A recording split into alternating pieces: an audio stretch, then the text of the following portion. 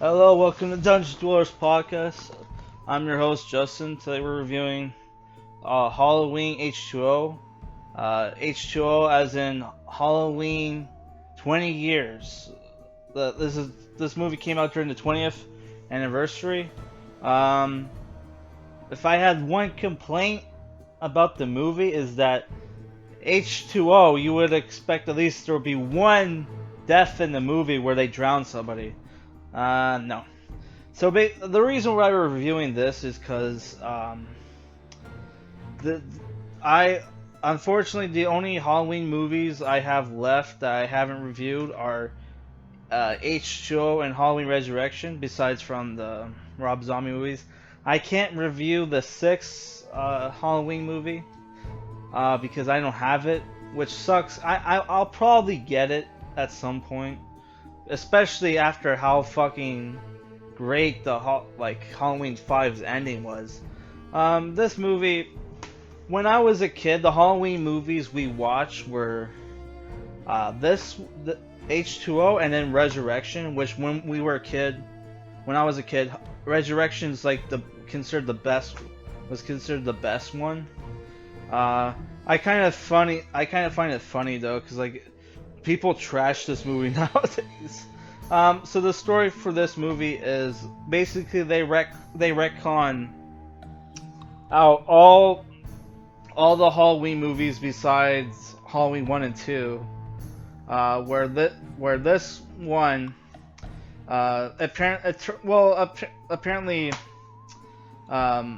Jamie Lee Curtis character Larry Strode faked her death and renamed herself, came up with a new identity, renamed herself Carrie Tate, which is an obvious reference to Sharon Tate, who was Roman Polanski's wife, who was murdered by the Manson family.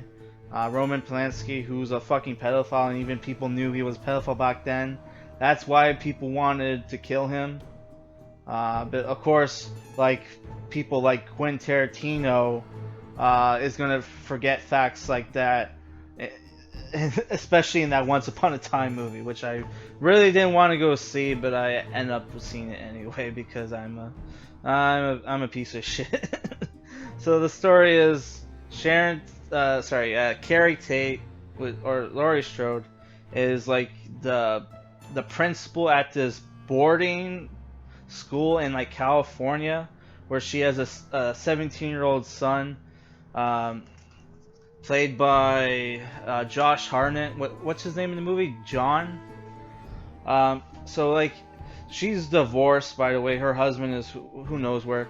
Yeah, because in the Halloween 4 through 6, she had a daughter. Here it's a son, played by Josh Hartnett. He's kind of like a pop. You get to feel like he's a popular guy at school. He's dating this girl named Molly, who's a young Michelle Williams before she hit the wall. Michelle Williams, who, if you didn't know, she was in a couple movies like what was that one movie by Ridley Scott? Was it by Ridley Scott? All the Money in the World, which.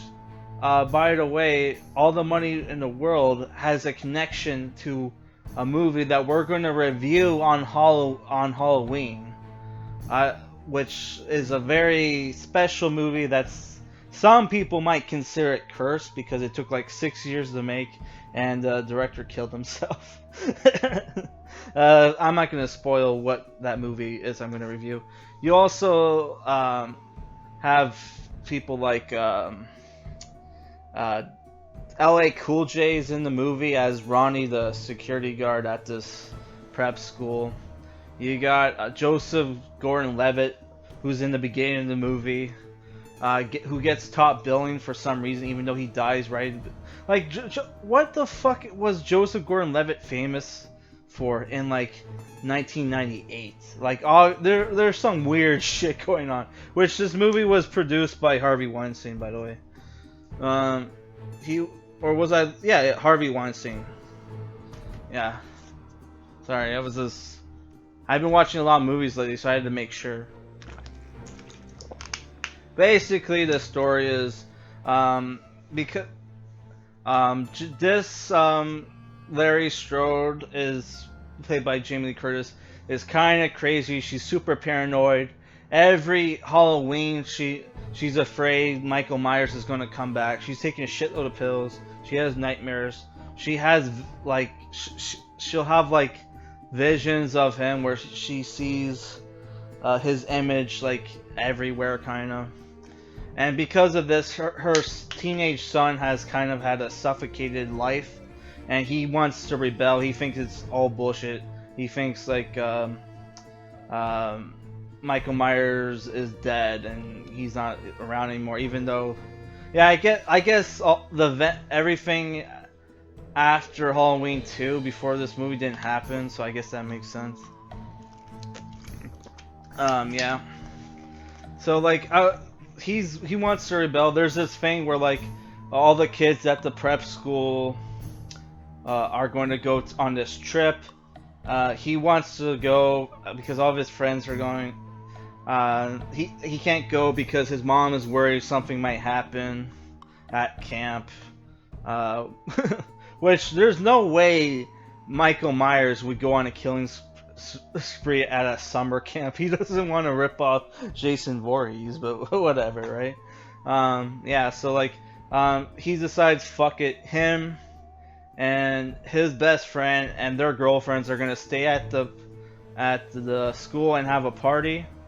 What ends up happening is Michael Myers shows up. He goes on a killing spree. He only kills like 6 people in this movie. I also found it weird. Like she has a boyfriend. Like the Larry Strode character, played by Jamie Lee Curtis, has this boyfriend, this like psychiatrist boyfriend, who also works at the school. They like to sneak away and make out, which I thought, you're like 40, 50 years old, like you're doing that kind of shit. That was weird to me, but whatever. What was the range for this movie? Because I have a hard time believing this was 18A. Because when I was a kid, they used to play like the kills weren't that graphic, except for the end. I don't know. So this movie was mostly boring. Until you got to the end, where like you have this like 10-minute, I think it was like 10 minutes, this 10-minute fight scene between Jamie Lee Curtis and Michael Myers, which was pretty good. How I don't want to. That's the thing with these Halloween movies. They're pretty boring at first, and then once the end happens, some crazy shit happens, and it's like, fuck, dude. Like, I don't want to be that guy, like that guy who rates movies by his favorite scenes. But if a really good scenes happen that kind of redeem the boring parts of the movie, it has to affect my rating. I'm sorry. So if I were to give this movie a rating, it's probably like, it's hard. Thing is, the last 10 minutes of this movie is so fucking good, and like, this is a movie that if you're like, cause me, I would watch this movie when I was a kid a lot during Halloween because I was kind of a pussy. I didn't like gore, so I would watch this movie on TV and shit. So it's like, it's a good movie to watch with people if you're like, if you know you have girls around, they don't like fucking gore and shit. So if I were to have to give this movie a rating, I would say it's like a 6.5.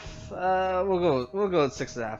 They did this. I would say this movie kind of has a liberal kind of tilt to this movie where like you had a guy, the psychiatrist's boyfriend takes his girlfriend's pistol, right, and shoots at it and shoots it and kills like the black guy in the movie, LA Cool J, and it's like, oh fuck. It's like, you know, they're trying to get racial with this shit, and it's like, it turns out he wasn't dead, which thank God. Yeah, this movie, I'm gonna have to spoil it. Like, the movie ends with them like cutting Michael Myers' head off. So it's like, How does he come back? Because there's a direct sequel in Resurrection, right? Which was made 4 years later. That's the thing I hate about this fucking franchise. There's no consistency. They're constantly retconning shit. They're constantly changing shit. So what were they gonna do after this? Were they gonna have Josh Hartnett become the new uh, Michael Myers, or his crazy mom who goes off the deep end at the end of this movie? It's like, what the fuck were they thinking? The director is Steve Miner, by the way. I forgot to mention it. And it's written by Robert Zappa and Matt Greenberg. I don't know who the fuck those people are. I don't know, man. This movie was, uh, I that's the thing. They have these Halloween movies have crazy endings, and it's like it makes up for the fucking boring shit that happens along the way. Are there like unique kills in this movie? Not really. I would have liked to see, again. I would have liked to see one water death because it is called Halloween H20. H2O is in water. There's no like. I thought when she was driving the van with Michael Myers like at the back, I thought she was gonna drive it off a cliff into some water or some shit. But then again, it is California. It is the desert state, so that again, it's like why would they?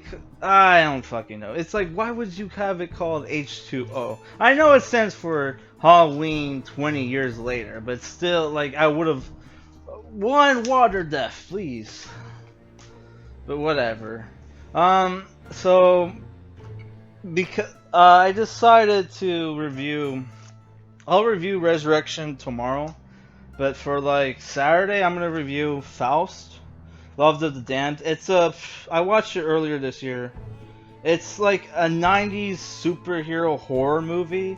The people who made the special effects for this movie did the special effects for Society, which I first heard about Society from a fucking documentary about some fake martial artist guy who, in the documentary, they show up, like, he met his girlfriend at this orgy. So they show a scene from Society, that famous scene from Society that I didn't know about, and I was like I was disturbed for like a week. I didn't whack off for like a week because I was so grossed out at fucking idea of sex because of that fucking movie.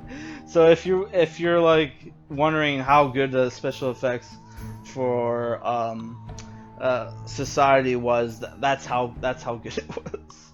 Yeah, so I look forward to my Faust Love of the Damned review. If you're like impatient, Red Letter Media did a review for it on Best of the Worst. All right, peace.